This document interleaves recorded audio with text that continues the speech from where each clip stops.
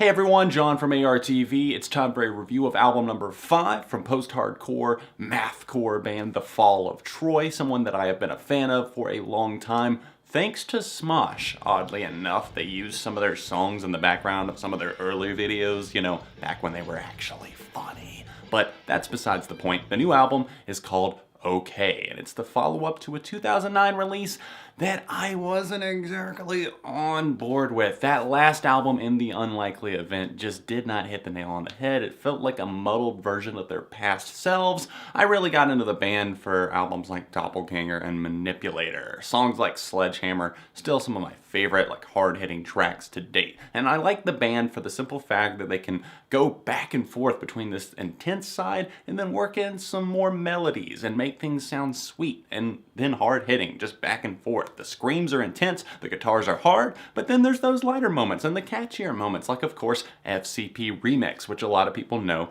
thanks to it being a bonus track on Guitar Hero 3. A song that I hated playing for the simple fact that it was so complex, but still, one of my favorite songs of all time, if I'm being quite honest. Haven't listened to the band that much in the recent years, but I was excited whenever they announced their comeback. I believe it was 2013, broke up originally in 2010, and now they're back with a free album, which you can download at the link in the description down below if you are curious about it. Okay is definitely a return to form in a way. I'm not going to say that I am overwhelmed by this record and it's just glowing with amazing tracks or anything like that, but the first 2 singles that they dropped off of this thing, absolutely killer. 2 great tracks that just showcase exactly why I loved The Fall of Troy so much back in the day. 401k was the lead single, and it just strikes with these really, really punchy guitar chords, and I love that. And just the lyrical content on it is strange, and that's something that I like seeing them explore. Definitely more experimental stuff coming out of this band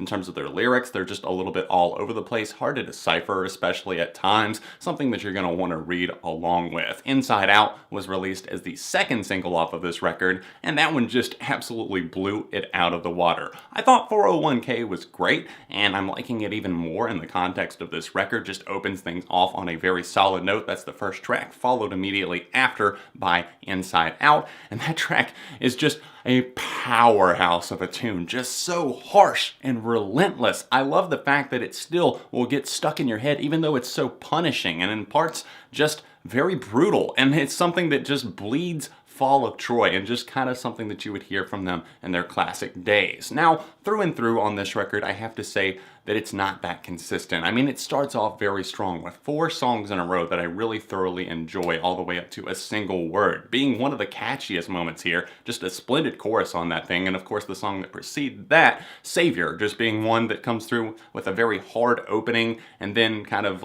after about a minute and a half, really just kind of transitioning to a softer side, working in some guitar chords, cleaner vocals, something that's really just scooping me up, taking me into its presence, and it's thoroughly enjoyable. But once we get to the songs side by side, they start losing me a little bit, and that's for the simple fact that the lyrics just don't really fit with the music, and the music starts to get a little bit more bland and predictable, if you will. Side by Side is one of those tracks that just works itself up, and it feels like it's limiting itself inside of this box, and it's kind of strange. The lyrical content on here seems like it's talking about this relationship, and it's just very predictable from a band that seems to be unpredictable at a lot of turns. And I guess over time I've settled into their routine a little bit more and expected stuff from them, and I think Side by Side sees them mixing things up a little bit, but at the same time it also sees them getting very formulaic. Everything down to its drum pattern, the guitar structure of this tune, just not really doing that many favors for itself. And An Ode to Masochists and Auto Repeater, 2 tracks that come not immediately after, but after a really solid song, Suck-o-matic, which is another one that I thought was really well done. Starts off with these really catchy guitar moments, works in an awesome drum rhythm and some really kind of self-deprecating lyrics, it seems like, or they're coming down on someone. Even though this record does seem to have a theme of hope at its core, there definitely are some moments that seem to be a little bit more destructive, but immediately after Suck-o-matic, just not really feeling the 2 tracks that come immediately after. Fortunately, then we get to Lovesick, which is just a very, very raw tune, and it was just kind of an impeccable one, I think. It's one of my favorite moments here. It's very just you work in these light guitars, and then you just love, sack, and it's just a very intense scream that comes off of there. It kind of takes you back a little bit, and you're kind of thinking, you know, maybe on first listen, this isn't something that I would normally listen to, but I find myself being drawn to the light. It's weird. It's one of those moments that seems like Fall of Troy working their magic here a little bit, and I like that. It goes out on the track, Your Loss, which is kind of a weird closer, but at the same time, definitely growing on me, and I found myself reflecting kind of at this point of the album each time. I really do like that song. It's a little bit of a harder hitting one, not necessarily like the hardest thing on the record, but at the same time, still a moment that I feel like is going to grab a lot of fans. But I found myself reflecting on the simple fact that this is kind of a mixed bag that we're getting from the Fall of Troy. It's a free album. You can pay for it if you want to. It's available on vinyl, and you can donate $5 to the band if you're curious. I actually did that myself. You can get it for free though, and I think that they just want as many people as possible to hear this record. But it's one of those things that had me reflecting like, you know, it could have been so much better if they had just come through with a little bit more of an inventive guitar structure, or maybe if they played a little bit more out of rhythm. There's moments that remind me of like the Dillinger Escape Plan and some similar artists such as that, but then they come through with moments that just feel like kind of a watered down version of their past selves, like I was saying about In the Unlikely Event.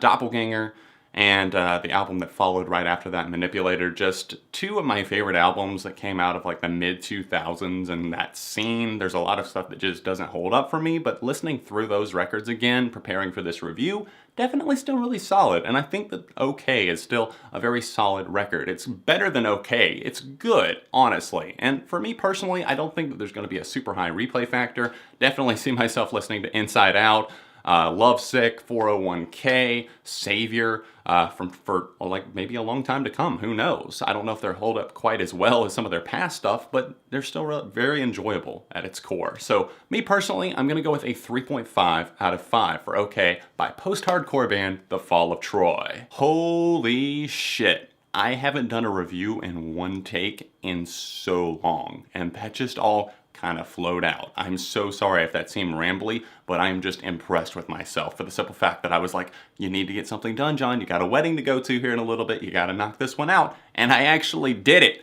Kudos, pat on the back. I can't even reach my back, I'm too tall. Thanks for watching, guys. Hitting the like button, subscribing to the channel because friends don't let friends go unsubscribed. And of course you can click directly below me if you would like to see the last review that I did, or maybe another album that you would like. Don't forget to subscribe for more top 10 countdowns. Of course, a new series that I'm going to be launching soon, hopefully on this main channel, and more album reviews. Thanks for sticking with me over the years, guys. Thanks for 32,000 subscribers. I'll see you very, very soon right here on ARTV. And holy shit, I did the outro in one take too. I'm on fire.